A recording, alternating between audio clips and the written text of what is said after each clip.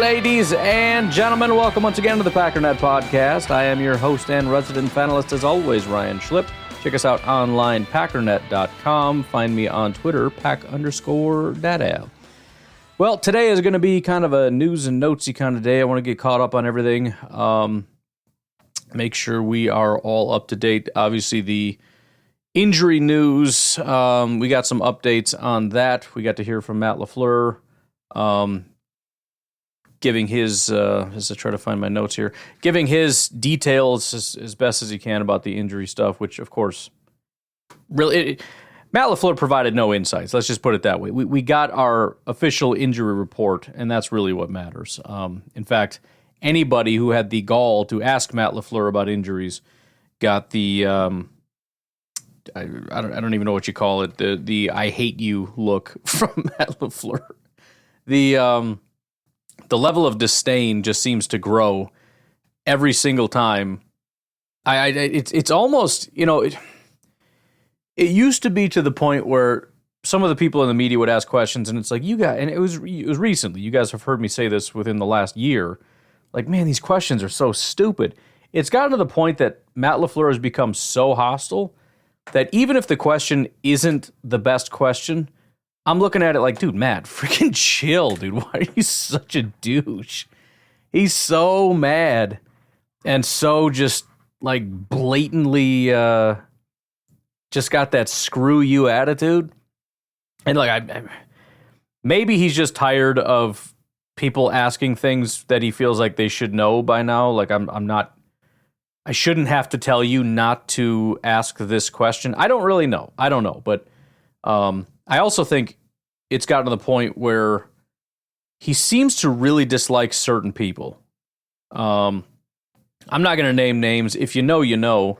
And the reason I say it is because, I mean, some people, I put this on social media, and some people are like, oh, no, it's not that. Or somebody said he's just joking, which I thought was the weirdest response. Like, no, that's incorrect. I'm not entirely sure that I know exactly what's going on, but I know that's not correct. You can tell because, like, when Wayne Larrivee asks a question, utmost respect for Wayne Larrivee. Doesn't matter what the question is. Granted, he probably asked pretty good questions or whatever, but still, he has the utmost respect for Wayne Larrivee. He can ask whatever he wants, and the whole demeanor of Matt LaFleur changes. The, look, eye contact and the tone of his voice when he answers the question completely changes. When he's talking to certain people, man, it could be the best question in the world, and the answer is basically going to be, go die. Anyways, all right, let's go through some of this good stuff here. Obviously, we have to talk about Jordan Love practicing. That's pretty massive news. It doesn't mean he's going to play, but it's a good sign if you're hoping that he does play. I mean, if he didn't play, that would certainly be a bad sign. So, it's pretty straightforward, I think. But before we get into all that, let's do, before we get there, a sort of around the NFL thing, just kind of hit on a little speed round. First of all, A.J. Brown didn't play this last week, still is not practicing with the Eagles. Now, I don't know that this is the case, but it seems to me the timeline is correct that he played, he took that shot from Bullard, and he has not seen a football field since. So just thought I'd mention that. A couple things. The 49ers, Deebo Samuel declares it now or never for 49ers Super Bowl hopes. Now, I don't know. I mean, anything could happen, but it is interesting because it does kind of feel like a team that's been at the top for a long time but hasn't been able to get it done. It also seems like a team that is not trending in the right direction in terms of, like, they're continually getting better. Right? They spent all the money, and they have about as elite of a team as you can get. I mean, when you load up with Christian McCaffrey and Deebo and Ayuk and all these guys, and they're all getting paid, and Purdy's not even paid yet, which presumably you're going to have to pay him, which is going to be a problem. There is absolutely a clock ticking, and it may even be up until the point where you need to pay Purdy because, I mean, the only reason you can afford all these people is because you're not paying a quarterback. I think there's probably a growing consensus, not just inside the building, that if the 49ers aren't already cooked, which kind of seemingly trending in the wrong direction already, we'll see if they bounce back. I'm kind of excited about the idea that it's now or never. And to be honest, some of their best years are probably already behind them. I'm very excited at the decline here. And then Hall of Fame talk has been going around.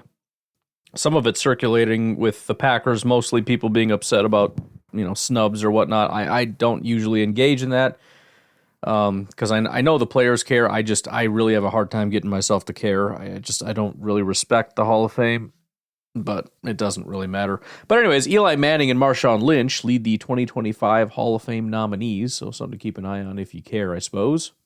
Some NFC North news, starting with the Minnesota Vikings.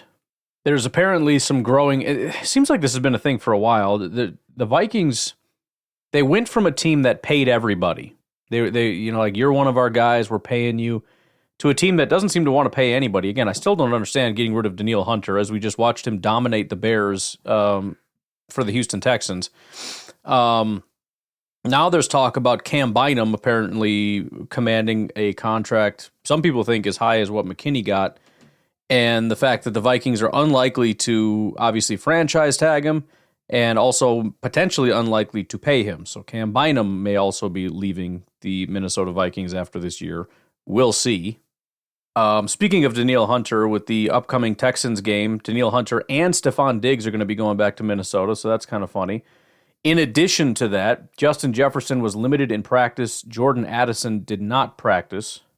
I think the news generally for Justin Jefferson is promising, but it's not a good spot to be in. Not that Addison's been great so far, but still, to have Addison down and Jefferson hobbled as one of the better teams in the NFL comes in, not a great spot to be in. Speaking of injuries, Vikings are starting to get bit by the injury bug a little bit. They did put Nick Muse on IR. This is with TJ Hawkinson already out, so the tight ends are getting a little iffy. Hilariously, there's some debate about whether they're going to elevate their practice squad tight end. Anybody know who that is? It's Robert Tonyan. Things are going well for him. And then Harrison Phillips signs a 2-year contract extension. So there you go. Somebody's staying in Minnesota. Not a lot of Lions news. Some generally positive news about Amon-Ra coming back from injury. And then we get the wonderful, glorious Chicago Bears. The gift that just keeps on giving. For starters, a lot of things were caught on tape.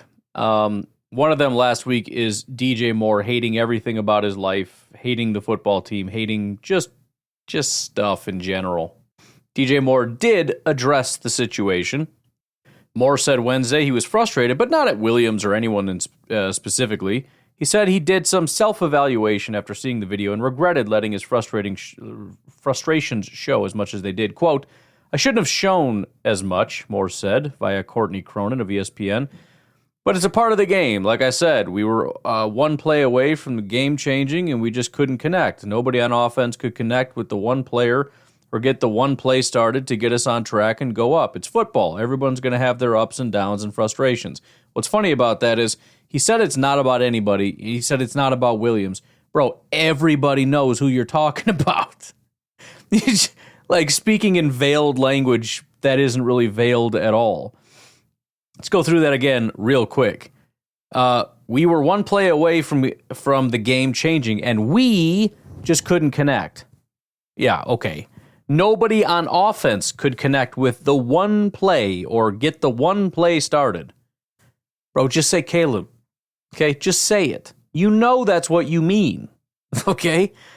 Moore added that his demeanor on the bench was not actually different from what it usually is. I usually sit on the bench like that anyway.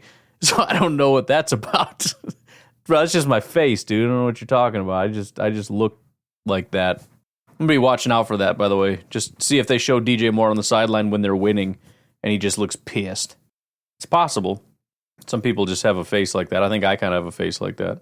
Some other people made comments, including Williams. He says he does spectacular things with the ball in his hands, Williams said of his teammate DJ Moore. Trying to get him the ball. If I threw it a little less wide and gave him a little bit more time, he would have made the play. So even Caleb acknowledges it was me. Not that it was ever a question. Matt Eberflus says we're looking for continuity and consistency in communication and getting better. That's it's like looking for we need to do this, and just be better at like everything. He said it's fundamentals, it's basics, and it's important that we get that down. That's what it looks like. Looks like you don't have even the 101s down. I'll just say that. Bears offensive guard Nate Davis, who has never wanted to be in Chicago and has hardly ever even shown up, says no one likes losing. It's one of those things where we got to take the coaching, understand we need to do better. I don't know why anybody's asking him. It's the last person I would ask. He's like, we lost that game? I didn't even know. I don't know. Anyways, I got a vacation scheduled. I'm out of here. Also, starting right guard Tevin Jenkins missed practice with a deep thigh bruise. That is a huge loss for a team that is struggling to block the quarterback. Maybe the only good offensive lineman on that team. I mean, that's not to say everyone's terrible, but as far as like good offensive linemen, Tevin might be that guy. I don't know. Keenan Allen, who missed the game, remains out with his heel injury. So, I mean, doesn't super sound great for Keenan Allen coming back. I don't know. And then in the storyline that just keeps getting funnier, the Bears, who still don't know where they're going to be playing. 1 minute it's going to be in a new city, and then it's back to Chicago, and then it's going to be back at some suburb somewhere. Then they decided, no, never mind, let's go back to Chicago again. Apparently there are now community groups that are opposed to them being in Chicago. So it's like the Bears wanted to be in Chicago, and Chicago wanted them there, but they couldn't reach a deal. And so they said, well, then we're leaving. And then Chicago begged them to come back, and then they're going to come back. But now people are like, no, we don't want you here. Get the hell out of here. Oh, excuse me.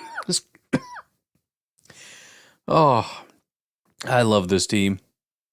The Bears are defending their plan to build a new stadium on the lakefront, which would cost $2 billion and create thousands of jobs. Groups like Friends of the Park oppose the project, citing concerns about taxpayer costs, environmental impact, and reduced public access to lakefront. The Bears are seeking $900 million in public financing, which has received mixed reactions from lawmakers and officials. Critics argue the project could reduce green spaces and divert public funds from other areas in Chicago. Oh, just everything is going wrong for them, and I cannot tell you how happy it makes me. All right, that's enough of that. Why don't we take a break? Excuse me. We'll come back and dig into some of this Green Bay Packers news, of which there's kind of a lot. We'll take a break. We'll be right back. Man, these rabbit holes, man. Holy cow, I get lost in these rabbit holes. Did you know purple doesn't exist? Anyways, my brain hurts so bad. All right. Yeah, look it up, okay? Look it up. Packers news. Let's just start with the juiciness. Jordan Love's injury status. So he was practicing on Wednesday. The extent of his practicing, we don't know. Other than Matt LaFleur saying 70 times that it's limited when people kept pushing, he kept just saying limited. Asked whether he participated in team, he wouldn't answer, which makes sense that he wouldn't answer because whether or not he is, that's exactly sort of that whole decoy thing that's important, right? So, for example, and I'm not saying the Packers do know if he's going to play or not. I tend to think that it makes a lot of sense that they don't know given the situation, right? This is at the very, very early end of the him being able to play spectrum. And so it absolutely makes sense. And Jordan Love even touched on this a little bit in his press conference. He was a little bit more open than Matt LaFleur, essentially saying the process is I need to practice on it, and then I need to know how it feels, right? You know, soreness or whatever. I got to talk to the people, and then they ultimately make the final decision. And I think that that's ultimately true. But I think the less that the Titans know about the situation, the better. And it is still possible that the Packers either know or are pretty close to knowing that he's not going to play. And so, again, the veiled thing would be we let Jordan Love go out essentially for warm-ups, and then the media goes away, we go into team, and he goes and rides a bike. And again, the reason I don't think it works in the other direction is because if they're not it's not true that they know he's going to play and they're playing the Titans, right? Either they know he's not or they don't know. Because again, it's a very, I don't want to say dangerous, but it's very important that they get it right for his return. A couple of comments from Jordan Love. He just said, taking it day by day, continuing treatment and rehab. He did talk about, people were kind of pushing him on, what were you thinking when it happened? He did say it was the most painful injury he's ever had on a football field. A lot of emotions. He wouldn't explicitly say he was worried his season was over, but kind of implicitly, all the emotions and all the feelings and all the fears. And even Rodgers talked about it when he tore his Achilles, like, man, am I done with football? Your mind goes to all those places, and then you're able to kind of regroup and whatnot. And obviously, he got some pretty good news pretty quick. Talking about Jordan, not Rodgers. Then the question was asked, what do you need to check off to feel comfortable? He says, getting back to practice, feeling what it's like to take drops, be in live situation, and then the trainers will make the final call. So, again, I have to be able to practice, number one, and we don't really know that he's doing that. We know that he's going through the initial warm-up phases. We don't know that he's doing teamwork in practice, and I do think that's going to be a part of the official sign-off. You have to be able to go through that phase of it, and then we need to know how you're feeling after that. I don't know that. That's my thought of what probably would need to happen. And then, funny enough, so what were you able to do in practice? Limited. So that was, obviously he's being coached as well. When they ask what you did in practice, you do not elaborate at all. And again, that's that doesn't matter. He is wearing a knee brace, and when it was asked, does the knee brace affect your mobility? He says, yes, it does affect mobility and speed somewhat, but it's necessary for protection and stability. And that's going to be kind of the thing. I mean, you got to understand, if he plays this week, he's almost certainly going to be playing with a knee brace. He is not coming back fully healed. And in fact, there is this clip right here from Ian Rappaport that I think also kind of really touches on a important distinction. Let me make sure I got this set up here so you can hear it. Ready, bang, bang, boom. Here we go. Yeah, my understanding is it is at least realistic to think that Jordan Love could play this week. He is not going to be 100% healthy. That we know. We talked about timelines. We've gone through a couple of them. You mentioned the 3 to 6 weeks for the MCL sprain. I talked about it being a grade 1/grade 2. So let's do a little math, okay? If it was 3 to 6 weeks to when he is healthy and functional enough to go out and play, this would be 2 weeks. Now, I just want to pause there because that is an important distinction.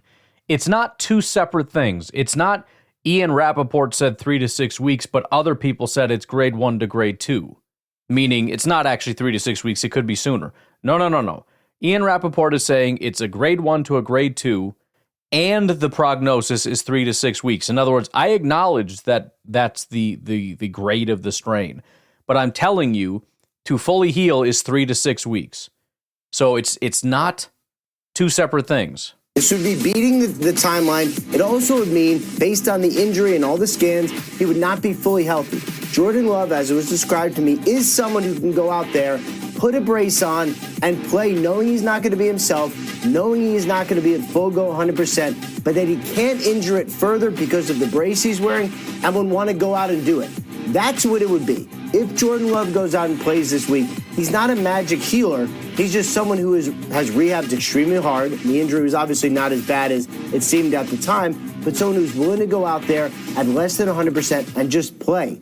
This is a very good thing. We don't know right now if it's going to happen. As he said, it is day to day. We'll see how he responds tomorrow and the next day. But at least, Mike, it is feasible that Love beats all the timelines and gets back.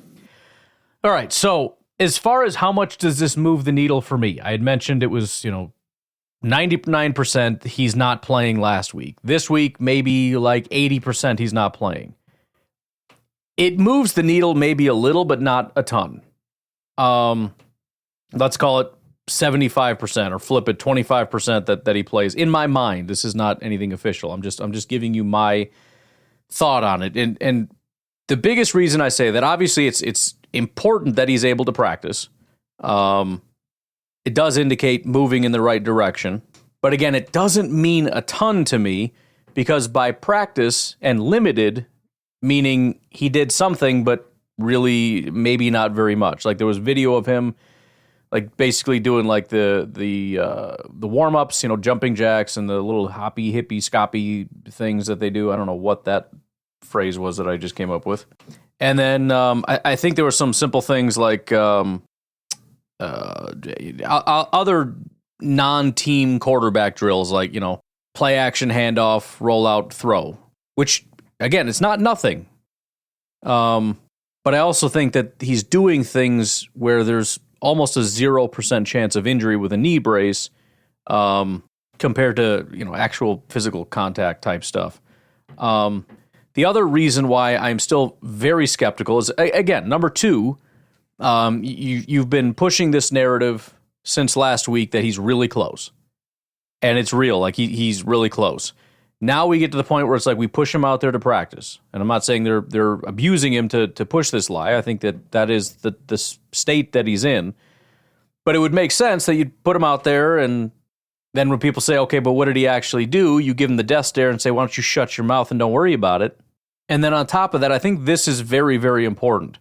Ian Rappaport, what he's saying, which is true, is that he's not going to be healthy if he plays. He's going to have to be in a knee brace, and his knee is not going to be fully healed. We have already heard Matt LaFleur say they're not going to put him out there if he's not fully healed. Now, not to say things couldn't change. It's not to say that, instead of fully healed, he's fully cleared with the knee brace and everything else, and they believe he'll be healthy or whatever. But look, I think and I believe when the Packers say he needs to be fully healthy because we're not going to risk the long-term health of our quarterback for the short term. I think that's especially true when you're talking about a couple things. Number one, it's the Titans, who are a very beatable team with Malik. And number two, the Vikings are coming up, which is a much more important game. Why don't we just let him heal up? Because there's a realistic, even on our timeline, again, that's for me where it kind of gets to the 50-50 range, week 4. So, again, I'm not saying I don't believe that he'll play necessarily. I'm less than 50% that he does. It is possible. But just, again, piecing all of it together, if you were to ask me to guess, my guess is that he doesn't play. But there has been nothing but encouraging signs. If you're thinking that he will or hoping that he will, I mean, you would really need to see that he did practice today, and he did. So, steps in the right direction. Also, I mean, if he does play, the odds of us beating the Titans, I think, goes up astronomically. No offense to Malik. I really like Malik. But, I mean, to me, even with Malik, this is a coin toss game. I mean, we arguably have a better quarterback, which is crazy to say. But Levis is just terrible, and we saw what Malik can do. Now, do I think Malik's going to have that great of a game again? I really don't. I mean, it just seems almost impossible. Not only because of Malik's history of really struggling as a quarterback, but just that was such a good performance. Like, everybody's going to make a couple mistakes. He made basically none. But yeah, I'm rooting for him to get back. I hope he gets back. Still leaning toward probably not going to happen. But again, at the end of the day, man, we are unbelievably fortunate that he's okay, and that Malik was brought in, and that Malik was brought up to speed and won us a game, and that it sounds like Jordan's going to be back, let's just say pretty soon. All right, I would say week 5, probably at the latest, which is maybe the other positive side of this. Because before I was thinking week 5 is probable, but it could be well past that. I don't think so. Maybe, but So it's for me, this week is probably not. Next week is, again, 50-50. Week 5 is like, I mean, he's back, dude. I mean, he's got to be. We'll call it 80 in the other direction. I mean, maybe it goes longer, but I don't know, dude. I think he's back. Also in injury news, I didn't get this out to you yesterday, but Marshawn Lloyd officially put on IR. So that super sucks. Excited about him. And look, at the end of the day, it's not that big of a deal. I mean, there was some concern where it's like, man, I mean, A.J. Dillon, I don't know if he's the guy. And, if Josh Jacobs struggles, I don't know, man. I'm feeling good about Josh Jacobs. I mean, look, we're getting thin, no doubt about it. We got 2 running backs on IR right now. But, yeah, I think this is a red shirt for Marshawn Lloyd for the most part. Now, it's 4 weeks, So he could return as early as October 20th against the Texans. But, I mean, just my whole mentality on Marshawn and hopefully having like a good year and getting to see like what he can do and all that, I don't know. Who knows? Maybe by the playoffs he's making an impact, but I guess I just gotta kind of let it go and just be like, okay, whatever. Josh Jacobs is our guy, and Emmanuel Wilson's actually having a huge role, which I just didn't see happening because I didn't see two guys on IR. But, yeah, suffered a sprained ankle in the fourth quarter of the Packers' Week 2 win over the Indianapolis Colts. It's always just something different with him. He had the hip injury at the start of camp, hamstring injury at the preseason opener, now ankle sprain. And, again, he barely touches the football and gets this stuff. So, I mean, I have to assume it's just bad luck. I mean, ankle sprain, I don't know. But whatever. It is what it is.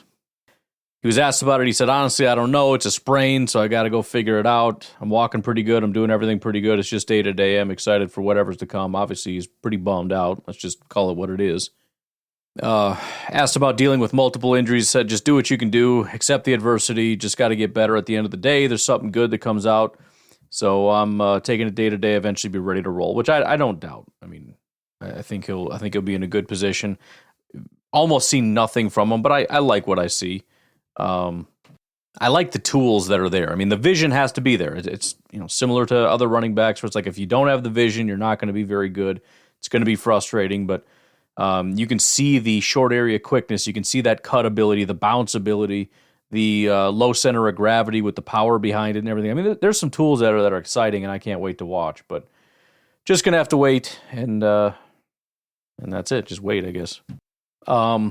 As a corresponding move, they did bring up a running back, Chris Brooks, brought him up to the active roster from the practice squad. Matt LaFleur says he's very, very impressed with new running back Chris Brooks. A little bit about our new running back, who normally I wouldn't think much of, but I mean, he may actually get some time, so it's worth digging into. Brooks went undrafted out of BYU in 2023. Spent 4 collegiate seasons at Cal prior to BYU. In 2022 at BYU, he rushed for 817 yards, averaged 6.3 yards per carry. In 2019 at Cal, he posted 1,080 total yards and 12 total touchdowns. Played 9 games for the Miami Dolphins in 2023. His stats for the Dolphins, 19 carries, 106 yards, 5.6 yards per carry. Notable performances against the Broncos, he had 9 carries for 66 yards, including a 52-yarder. Against the Panthers, he had 6 carries for 28 yards, including a 28-yard run. So, the rest weren't great. And then against the Ravens, 4 carries, 12 yards. So that's about it. For the past 2 seasons, Brooks rushed 39 times, 207 yards, 5.3 average, 2 touchdowns. Preseasons is what I meant to say if I didn't say that. In 2024 preseason, he had 17 carries, 103 yards, 6.1 yard average. He got signed to the Packers practice squad September 3rd, 2024. It's funny how we bring guys over and immediately just have to call them up. Hopefully he can be as impressive as Malik was. Matt LaFleur describes him as a one-cut runner with good forward lean and body control. Packers really like those one-cut runners, just get north and south, don't screw around. Well known for breaking tackles. He forced 9 missed tackles on 19 attempts in 2023, averaged over 5 yards per carry after first contact in 2023. That's absurd. Capable of explosive runs with multiple 20-plus yard carries in his career. So, reminds me a lot of guys like Josh Jacobs, you know what I mean? Also played 118 snaps across 4 different phases for the Dolphins in 2023. He made 1 tackle in 13 special team snaps during the Dolphins' playoff loss to the Chiefs, so he does have quite a few special teams contributions. LaFleur also praised his intelligence, his ability to pick up the entire offense quickly and running style. Also noted Brooks' value on special teams. Again, Matt LaFleur highlighted that specifically. Seems likely he will be active as the number 3 running back. There would have to be some other move to counter that, I suppose. But I'm assuming they're going to want 3 running backs, and so he will be out there running the ball. And also with, we'll get to the injury report or whatever, but Josh Jacobs isn't necessarily injured, but he is dealing with the effects of too many carries. So as much as you look at this upcoming game against the Titans, and let's just say for argument's sake Malik does play, as much as you would like to say just give him 30 carries again, I don't know that the Packers are going to want to do that. They said they've had to adjust their entire schedule just because of how much they beat up the guys. A lot of guys are struggling from how much load they had to carry this past week. I don't know that he's going to want to do that again. And so that would mean if there's less for Jacobs, but we still want to run the ball, you're going to have to lean on Emmanuel Wilson. And unfortunately, this brand new running back to be able to do some stuff. A little bit of PFF data on our new boy here. 6'1", 219, according to them, by the way, which I'm not going to say that's exactly Gutekunst's flavor, but it's close. You maybe drop him an inch, 6 foot maximum, 5'10", 5'11" would be better, but it's whatever. But yeah, through the preseason, his first year was actually an 80 PFF grade, actually quite high. But I think the statistics were arguably better this year. So for whatever reason, I think it's because maybe he had 2 touchdowns last year. I don't exactly know. But I honestly think this year was better. So almost the same amount of attempts. He had 17 this year, 22 last year. Despite that, 6.1 yards per attempt this year compared to 4.7. Yards after contact per attempt, 4.65, which is, I'm not going to say it's double, but close to from last year. 5 missed tackles forced, 59 yards was his longest. 180.7 elusiveness grade. Still don't know what that means, but that feels high. Definitely would be fun to find a couple highlights from this guy because I bet he's done some cool stuff. In fact, the last game he played in the preseason was week 2 in the preseason against Washington. He had 5 attempts for 63 yards, which is a 12.6 yard average. And he had 10.4 yards after contact. It's just ridiculous. Tell you what, let's take our final break. We'll come back, rip through the rest of the injury report, do a couple other little minor things, and then I want to talk briefly about the upcoming Thursday night game because it's a football game. Might as well talk about it. And then we'll get out of here. Let's take a break. We'll be right back. All right, so the injury report is actually quite extensive. Again, and Matt LaFleur even made the comment that the injury report is a reflection of the physicality of that last game. Most of them are just kind of limited. You kind of expect them to come back, but, we'll see how it goes. Just going through it in order here, the way that they have it. Kenny Clark was limited with a toe injury. Kingsley Enagbare was limited with a groin injury. Josh Jacobs was limited with a back injury. Elton Jenkins did not participate. He had an illness/glute injury. I'm hoping that's more injury or illness than glute, and he ends up just coming back perfectly fine. The way he's been playing, love to have him back as much as possible. Tucker Kraft, limited with a shoulder injury. Jordan Love, obviously, knee injury limited. Jordan Morgan did not participate, shoulder injury. Those are the 2 guys that I knew of that went out. Obviously, one of them got put on IR. Jordan Morgan, I don't really know. Do really want him back. It's not that he's been necessarily dominant. And Sean Ryan has been decent in some capacity, I guess, although his pass blocking was abysmal, I believe, this past week. It just feels like I really think Jordan Morgan is going to be, even if he's not necessarily today, he's basically already better than Sean Ryan, and he's had almost no time to really practice. I would love it if he could just get some time, like a lot of time, to just be freaking healthy for once. Because remember, he's been injured this entire offseason too, for the most part. So he hasn't had any time to really practice. And then he gets thrust into this spot. He's injured again. I just wish he could be healthy because I think if he could play 2, 3, 4, 5, 6 games, just every single game, getting all 50, 60 snaps at right guard, I really think he could.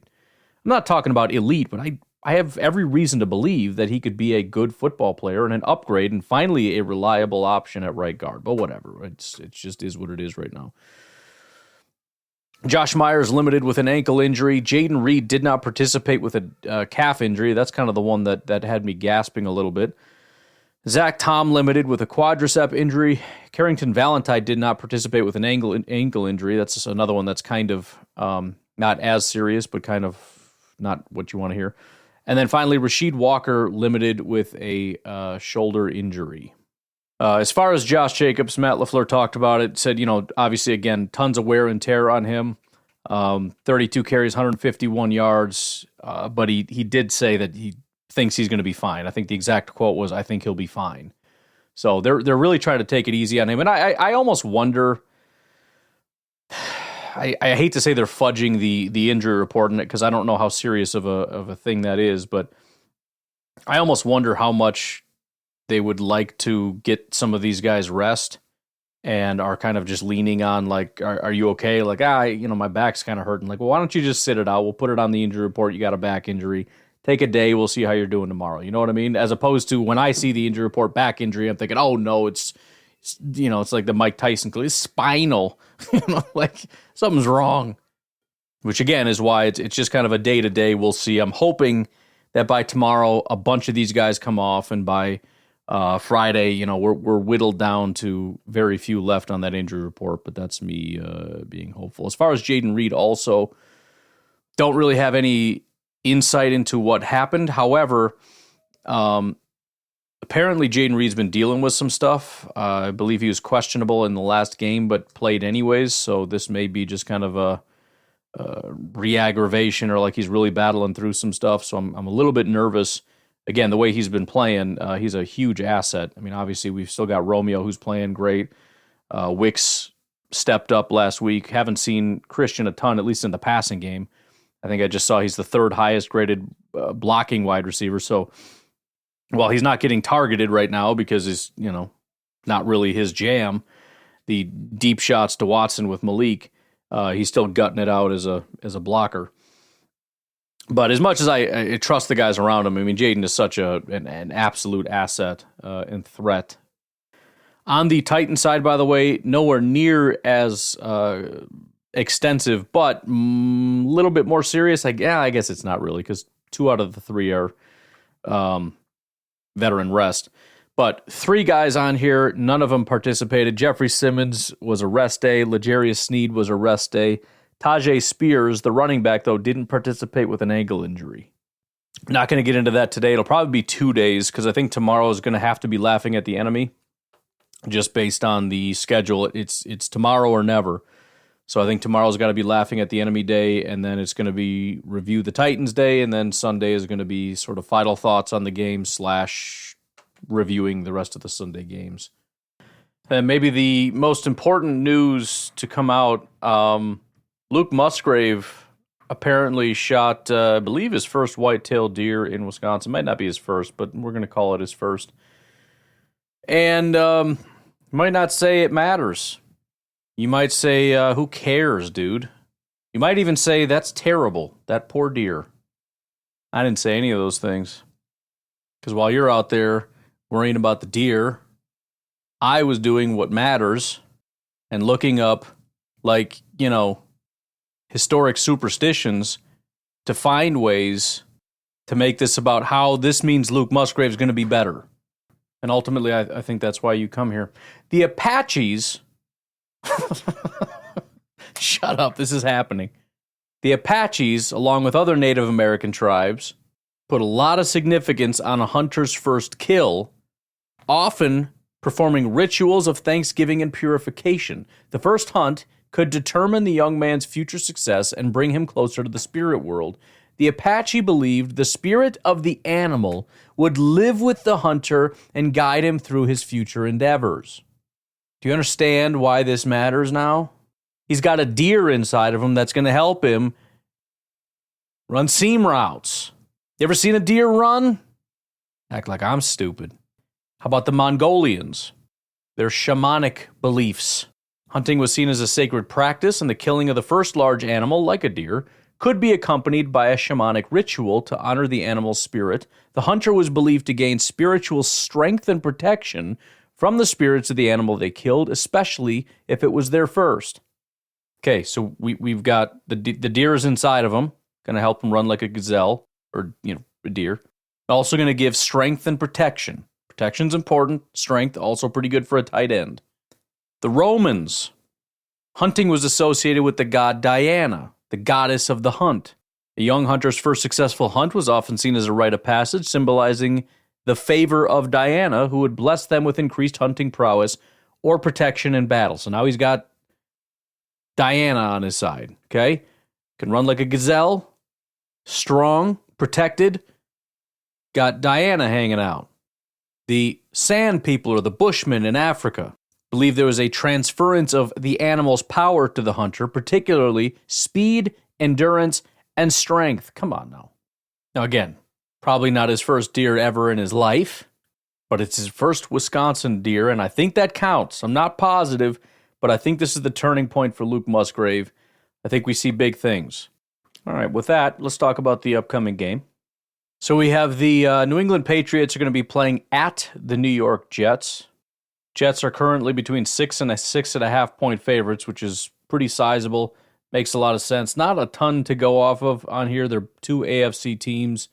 They are rivals. Obviously, Rodgers is still there, so there's that interesting storyline.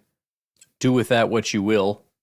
For those interested in the models, interestingly enough, DVOA is not so sure about all that. In fact, it's very heavily in the favor of, at least as far as the spread, bet the Patriots. Depending on what data you want to use, borderline saying the Patriots are going to win. I know that sounds stupid. I get it. I understand that. I don't fully understand it either. I'm just telling you. And I understand, like my biggest thing when I saw that was, well, that's because this isn't Zach Wilson, this is Aaron Rodgers. If we use 2024 scoring data as well as 2024's DVOA model, that actually makes the Patriots win. If you look at, first of all, let's just look at what it is here. The Patriots are scoring 18 points per game. The Jets are scoring 21. Okay, not that different. The Patriots are allowing 16.5 points per game. The Jets are allowing almost 25 points per game. So the defense seems to be in favor of New England. The ELO model doesn't agree with that at all. It's definitely in favor of the Jets. So it's the Jets, and probably leans a little bit more in their favor. In fact, the 2023 data, which was pretty profitable last week, has it at -9 for the in favor of the Jets. So taking it at -6 might not be the worst thing. And then the totals, I think, under, let's check DVOA. What does DVOA have it at? 38.7. It's almost identical.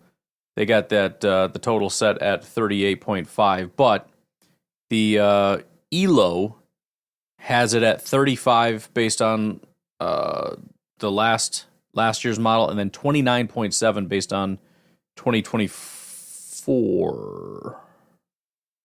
I had that backwards, but it doesn't matter. They're both under. So, worth considering. I think Thursdays are always kind of wonky. I'm going to look into it a little bit, just see if Thursday kind of has any trends as far as, well, you know what? I can probably check it right now. So, looks like the last 5 years, betting the under has been the right decision on Thursday Night Football. So, regardless of the fact that I think that that's probably the right decision anyways, you know, again, when I say under, that's irrelevant of the day. It sounds like Thursday Night Football under is kind of the way to go, which makes sense. Scoring is a little bit lower on days where, you know, for example, Aaron Rodgers just talked about the fact that it's a lot tougher on teams, you know, less turnaround, less practice, less game planning. Also, for him in particular, being an older guy, it's kind of hard to get the rest. I'm feeling pretty good about it, to be honest. Yeah, 40.9% for betting the over on Thursday night. That's not super good.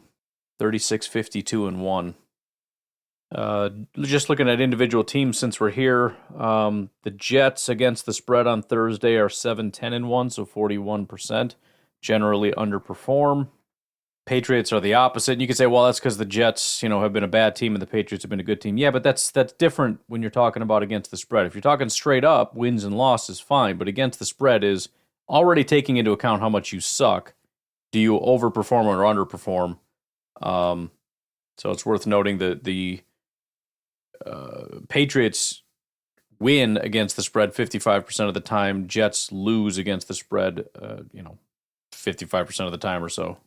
It's also worth noting, and yes, I completely understand the Patriots and Jets have like flipped sides in terms of who has the quarterback, who has the team, all that stuff. It still should be noted, over the last 5 seasons, the Patriots are 9-1 against the Jets. The average score between these two over the last 5 years is Patriots 25, Jets 12. So it feels like, and probably should be, a drubbing where the Jets just absolutely steamroll the Patriots. I don't know, man. Thursdays are weird. Divisional games are weird.